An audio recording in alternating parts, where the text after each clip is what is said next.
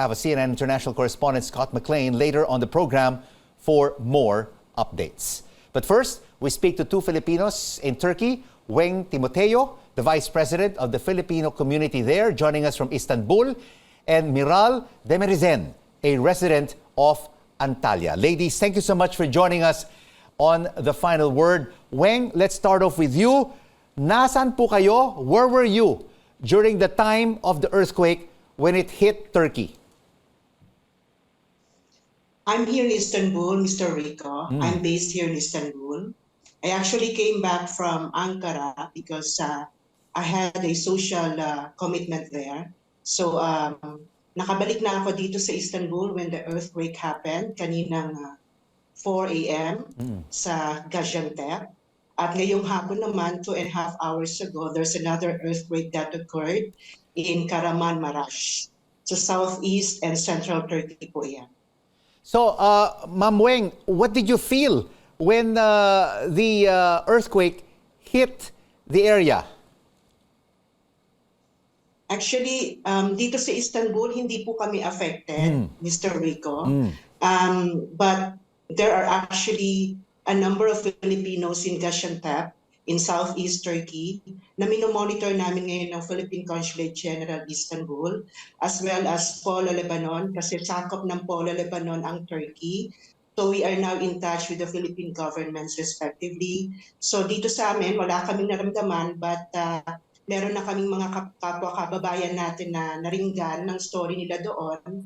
One of them, ang sabi niya, kasama siya ng amo niya doon sa southeast Turkey at the moment. At akala niya katapusan na niya at kasama niya ang amo niya ngayon nasa shelter na sila. And another one is asking for prayers kasi ngayon nasa kotse lang sila and they really had to step out from this house to be able to be free and secure and safe. Meral, let me cross over to you. You are in Antalya. Share with us, what did you feel when the tremors hit the country? Hello, everyone. We are safe now in Antalya, but we feel also the earthquake and aftershock is continue in Antalya. Also, we feel this earthquake,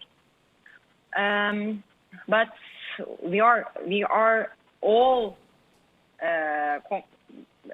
bad situation now because we have relatives the other city and they too much damage and nabagsak yung building nila and they are under the debris now and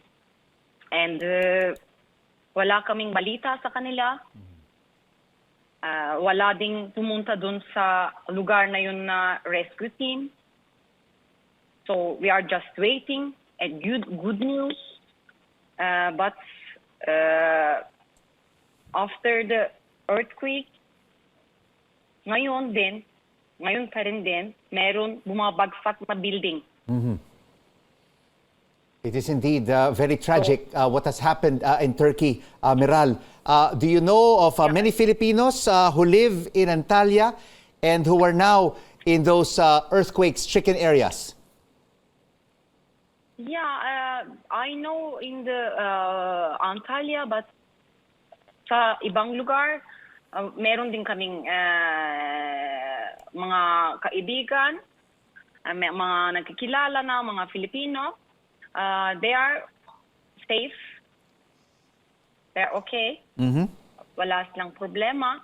Pero hindi ko alam kung sa ibang lugar ano silang situation. If we know, we will help for them.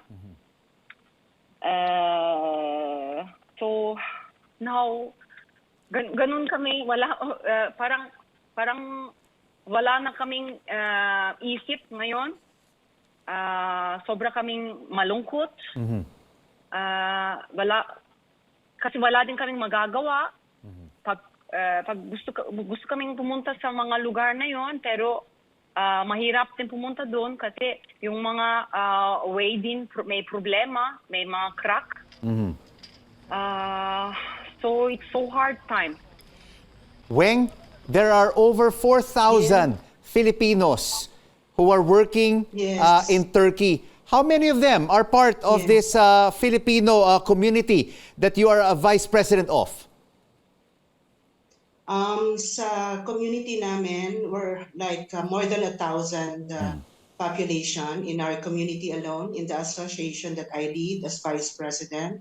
It's called the Filipino Community in Turkey, pinagsamang pwersa Filipino Lerdernie or Association of the Filipinos.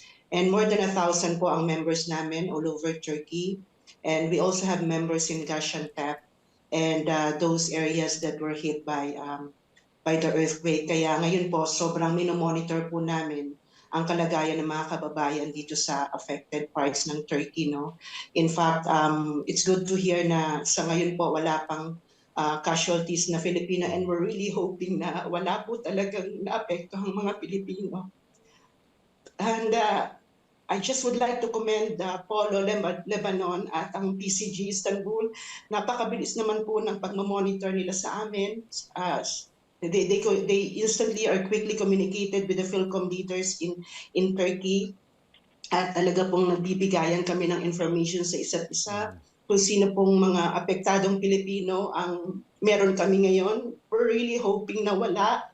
Marami na po kaming napagtagumpayan ng mga kalamidad, ng mga earthquakes dito sa Turkey na natutuwa naman po kami, wala pong casualties, but this time, we're still waiting for the news kung may mga kababayan pong apektado doon sa Gaziantep, southeast part ng Turkey, at sa central Turkey po na Kahramanmaraş. Ma'am Weng, So we're still, yes, sir. Ma'am Weng, have you been able to identify together with the embassy about how many Filipino professionals are working in these earthquake-hit areas? Wala pong concrete information about it, sir, because dito po sa Turkey, majority of the workers here are HSWs or what we call household service workers. Meron din po kami mga professionals na mga Filipino chefs in different restaurants here in Turkey. They work in different foreign restaurants like Asian restaurants here, mga kapwa po natin Pinoy. Meron din po mga engineers, may mga teachers din po tayo sa mga international schools. But as to the concrete information about how many professionals are working in that earthquake-stricken areas po, hindi po yun nasabi. Ma'am Weng, Ma'am Meral, please take care of yourselves, and we're praying for the Filipino community in Turkey. Weng Timoteo, Thank you. maraming Thank you. salamat Thank po you so much. for joining us from Istanbul and Meral Demirezen, a resident of Antalya.